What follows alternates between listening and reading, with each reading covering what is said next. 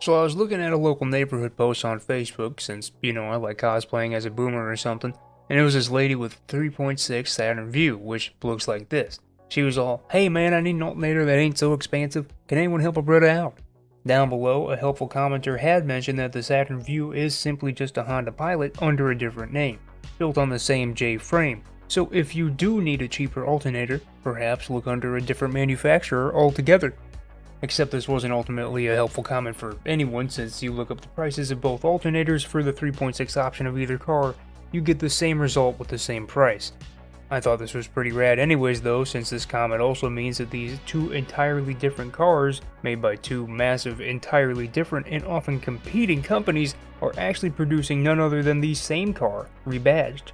So I kept digging, and I found out that there's a plethora of cars that swap bodies or badges. And not just the cars, but planes, trains, semi-trucks, speedboats, bikes, tractors, the whole nine.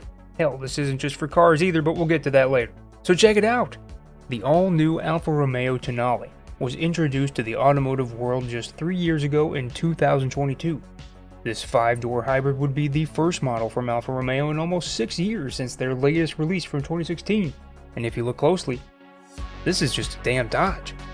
Again, released just a measly 3 years ago in 2022, this underperforming 5-door hatch was eked out at the tail end of COVID protocols, making this aptly named Dodge Hornet known as Dodge's worst attempt ever in SUV crossovers. Fiat idly twiddled their thumbs as Dodge walked back on selling this for the 2026 year of models, and Dodge has now spent the last 3 years bringing back the V8 motor for their line of Chargers and Challengers instead. Who knows though? If they ever start selling Hornets at dealerships for 15 grand, we might one day see a Scat Pack Hornet. Just as a side note, because even I asked, well, what was the car Alfa Romeo introduced in 2016? It was a revamp of their old model, the Giulia. A lot of nerds like to say that this is Alfa Romeo's response to the BMW 3 Series. We'll get to these honest mistakes of quote-unquote inspiration in a later video. We're talking about twins today though, not competitive rivals, examples of cars being one-to-one but from different suns. Not so much like the Giulia and the BMW where style is inspired off of one another to better beat or meet different markets, these rebadged cars would often share the profit from all manufacturers involved. Much like the Pontiac Vibe. Again, another 5-door car, except this time it's a hatchback, not a sedan nor SUV, with many modern features offering a 5-speed transmission for their 1.8 or 2.4 liter drivetrain. A rarity for most family cars in the US today. Toyota at the time was offering a very similar option, almost exactly similar, in their Matrix line. If you're thinking that these two cars sort of look like this car, you'd be right. That's the exact same car. However, if you were thinking of this car, then you could have also mistook it for this one. And this. I can't help myself right now here either, but if you own this, you technically own one of these, but only from an older style of either. So it's not just a mistake of the eyes or a gaslighting YouTuber telling you that they're different cars. They are different in technicality. But under the hood, there are also many makes and models that are quite literally the same. Interiors might be different, styling ever so slightly, but the main frame and driveline of a lot of different cars are made in the same factory, with the same parts on the same assembly lines. Like, look at this! Not only did Toyota and GM partner on the Vibe and the Matrix, they also just flat out made the Cavalier as a Toyota. So why do car manufacturers make cars look so similar, if not exactly? That's the first question that comes to my mind, at least, other than why is this schizophrenic idiot trying to make content again? That I couldn't tell you. What I can tell you though is that many car manufacturers like to use parts that are not only already made and readily available, but also, and this is a big one here, affordable.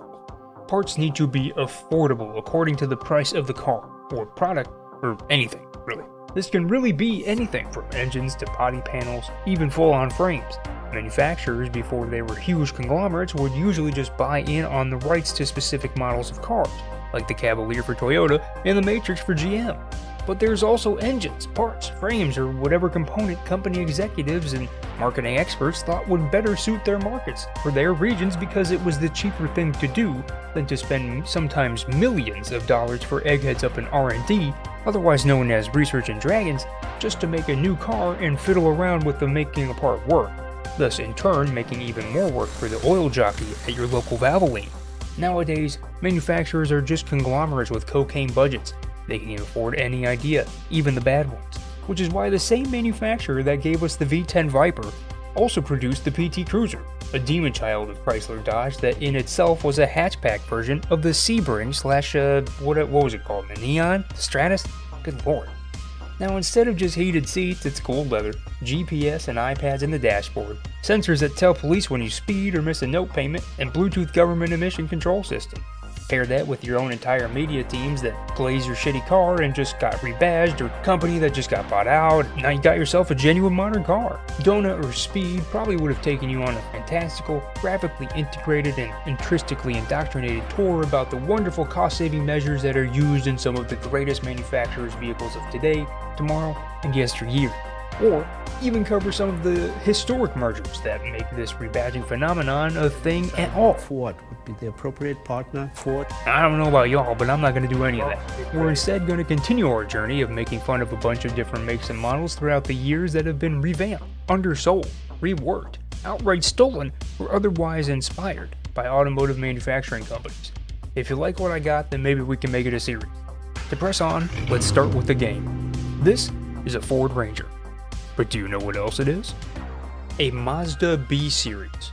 It's also like 8 other trims of cars, or I should say SUVs, like the Mountaineer, Explorer, and earlier the Bronco. But for some manufacturers, like with the Ranger, it was as easy as changing out the plastic grille piece at the front of the bumper. Since Mazda and Ford logos were already shaped a little bit like Jeff Bezos' dome piece, they didn't even have to do that. This laziness is not just through the Nazis at Ford though, or the imperialists at Mazda, it's all over the globe. Plus, trucks are kind of easy to recreate or rebadge. Look at the K cars.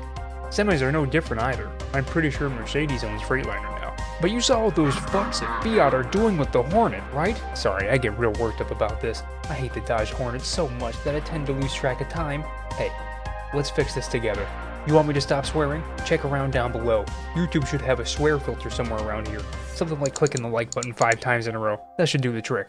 Bad news. What? The Dacia Sandero. It's delayed. Oh no! Anyways, there's a lot more than just same car, different name, as it's so aptly been coined on Reddit. Addendum. Never mind, apparently. As I'm writing, there are currently no other armchair make and model experts like myself that have formed a consolidated community to discuss this very topic. Probably because it would just lead to infighting almost immediately. There's a list out there on Wikipedia and several bullshit hypothetical posts on Reddit, but again, each comment has been argued down to absolute misery in their replies. So no wonder there. But believe me when I tell you, same car, different name is already a thing around these parts, partner. Now look, man, don't worry if you're getting confused here. I got distracted. It's okay. You can scroll back up and click on this tab again. We're back to comparing cars. See, look here, dude. Remember the Chrysler Sebring? Feels like hours ago when I mentioned that thing. This, though, is also known as a Dodge Neon here in the States. It's also known as a Stratus, whatever, but if I told you that right off the cuff, would it have sounded as cool? No. Then if I threw in that PT Cruisers use their front ends for pretty much their entire lives, you'd say, come on, Benny, everyone knew that. Sure, yeah. Everyone may have also known that the guy who made the PT Cruiser went on to make the Chevy HHR. Sure, you know that now, after I told you. But did you also know that in the early 2000s, Mitsubishi used a lot of Chrysler's parts to make this? Oh, and to make this even more fun and confusing, this Eclipse is now a crossover SUV model that's shared with Nissan. Believe me, bro, we're just here to have fun. I'm only going to talk about cars, hand on my heart, I swear to you. There is no more rhetoric to be had. But while I have you, does any of this remind you of walking down a grocery store aisle a little bit? Wait, don't click on that 70th Arthur Morgan character review you were about to watch. Hear me out. You know what I'm talking about. Excuse me? The smell of stale armpit as you waft and wobble through those humbled halls of Wally World. Bright, stinging lights piercing the top of your brow. An old man barks in the corner.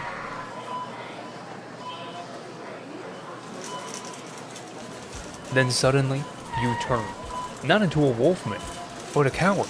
A Ratatouille-esque flashback washes over you after double taking down into the cereal aisle.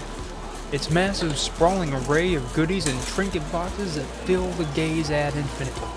The choices are overwhelming, and colors and shapes and sizes and prices are all just too confusing since you forgot to take the test for this shit. Which one were you supposed to get after becoming an adult? Then, snapping to Nirvana. you whisper to yourself, as you finally find the right choice of your desires. Count Chocula. Thank God I took my monthly shower for this, you think as you slink off from the coffee checkout and into the night. You arrive at your Gooner Den after only a mere Bethesda game loading screen's amount of time.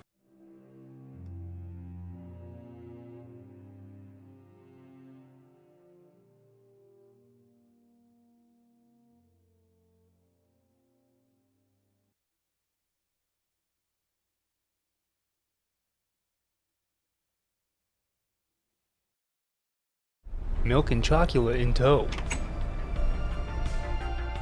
You take your first bite, then another. Then slowly, you start to realize, amidst your dozen of other boxes of Nuggies and Hot Pockets and sugary cereals, that you may or may not have been had by a marketer.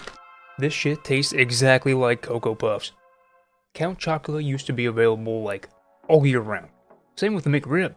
Same with the damn alternator for a Saturn Vue that wasn't $200, $300. Lots of shit used to be just available, and now almost none of it is, except for what makes the most money, all with the help of multinational corporate conglomerates. Boomer opinions aside, the reality of what I'm trying to say is that these companies can just steal whatever the fuck, use whatever, and give it to you, the buyer, under the same names you know and love, selling shittier products, meaning less money on them, more money on you. So what gives? Why is it like this as above, so below? Is everything just made by the same 7 people? Are they tired, do you think? A little sleepy, I mean, from that constant workhorsing. Did not enough people have Saturn Vues? So, all of the Saturn Vue alternator factories had to be shut down? You can probably see where I'm going with this. Conglomerates, organizations, and governments alike have all kind of taken over a ton of different things. This is including cars, which is exactly what I'm on about. It's the illusion of choice. While things on the outside may seem vastly entirely different, your product, service, idea, car, or whatever you bought into might just be a cheap gimmick made to sell to the higher bidder, you. Step away from cars with me though, for a second. Take a look here, an iPhone 6S. Sleek, beautiful, and a pinnacle of innovation. Made through titanium, alloyed aluminum, and lots of love not from Apple necessarily, but from a company called Foxconn. Foxconn is a big manufacturer that works with many of the latest and greatest in the tech industry. Samsung, Sony, hell, they even got in on a couple of deals making cars with Mitsubishi now. But their main breadwinner for selling in the US was Apple for a long time, before they started to make many other things. Speaking of other things that they make though, here's a vape from that exact same company. Now look, I get it, not everyone's gonna catch on to what this means. That your $1,200 iPhone in your hand is made with the stuff that's just as good as the $15 vape you see in the hands of, let's say, a guy who looks like this. Or a car that looks like that. Or I guess ignore the fact that they're all made from the same pliable materials and keep up with whatever Ethan or iDubbbz has got going on. God damn. But let's see reason here. Level ourselves out again so I'm not seen as, I don't know, manic. These manufacturers, governments, conglomerates, and media organizations, i.e. pretty much anyone who is making shit for cash, they're undermining you, the buyer, at every penny and nickel that they can. Materials are shittier because they've been outsourced to Hell's Half Acre, which is white people speak for marginalized communities and underdeveloped countries. Since these underdeveloped countries are, underdeveloped, they lack a certain regulation, and since underdeveloped countries lack a certain regulation that these conglomerates think big companies, manufacturers, militaries, Israel, whoever, all of them can practically waltz right in and take whatever they want to, with little to no consequences. No regulation, again, because whether by corruption from big nations or yours truly, this target country or region is, say it with me now, unregulated. You didn't say it with me. Plop a factory in the middle of a sacred rainforest, demolish an entire county for a pipeline. If it's a place with some resources and it's unregulated, do whatever you gotta do for God's sake. But these mountains are a-calling for another Dollar General up here in the holler, so we gotta hop to and make do. Put your back into it, man, come on! There is also a lot that should be said about how it's because we're so resource dependent on fossilized fuels and other materials needed to power the world as we know it today that we can't sustain the quality of products from pretty much ever after conception stages. Ideas are usually great, but the execution is sometimes in need of work. Looking at you, Boston Dynamics. Funny that I mentioned Boston Dynamics too, since they're the leaders in automotive factory automation. Did you know they're technically owned by Hyundai? And since we're on to Hyundai, let's bring it back to cars now. Hyundai actually made a Sebring too, if you can believe it. Here it is. But now they're really just twins with Kia. Let's move up a bit in class though, away from what we call regular traffic, into hypercar territory, the Bugatti Veyron. Oh wow. Wouldn't mind taking a spin in one of those puppies. Or do I? Bugatti hasn't done anything wrong, but now that they're owned by VW, Bugatti isn't necessarily the problem here, nor is any modern day VW, but they're a part of a bigger example. Remember that one donut video? And again, sorry, I keep mentioning them. It seems as though I've become more obsessed with this topic than well versed in study, but we must progress as we are already on like minute 15 or so. No, I'm talking about the video from Donut where they pulled up a Veyron and said that the window buttons or something were made from a Mark I Golf. While some may believe this to be innovative, like the chuckleheads at Donut, oh wow, they didn't need to innovate here, they just molded perfection. Yeah, right. The Jeremy Clarkson car enthusiasts of the world know better. But I like my West Highland Terrier. We know that car manufacturers as of late have only gotten lazier, not more innovative. Bugatti is no different, and BMW is no better. Take this beautiful Z3 from yesteryear. Remember how awesome this thing was when you saw them on the road? For me, up here in the middle of nowhere, Michigan, I got to see a total of 3 in my lifetime, and one of them was when I went to visit a friend down in Florida. This car marked a defining change of pace for roadsters and coupe cars alike, meeting the more sporty-like needs that the MX-5, its main competitor, other than this guy, the SLK, couldn't provide. But since I said I was going to do matching competitors in a different video, that's not why I brought up the Z3, nor the MX-5 or the SLK. Although I should mention that the MX-5 did get a workaround with Fiat. And then Mercedes SLK doesn't have any real comparisons aside from, say, the Crossfire. Except I want to show you this. Now you look at this, a Plymouth Prowler, and this SLK, and tell me that they're not the same thing. The newer version of the Z3, the Z4, is actually just a Supra. Yes, a Toyota Supra.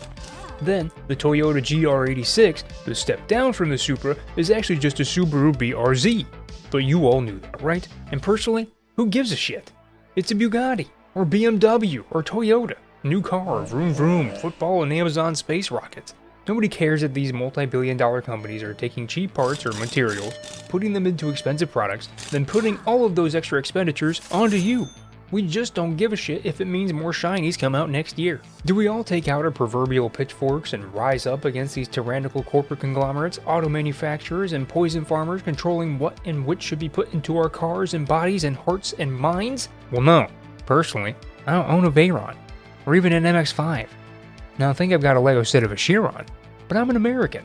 I just don't care about cars that don't do tractor pulls.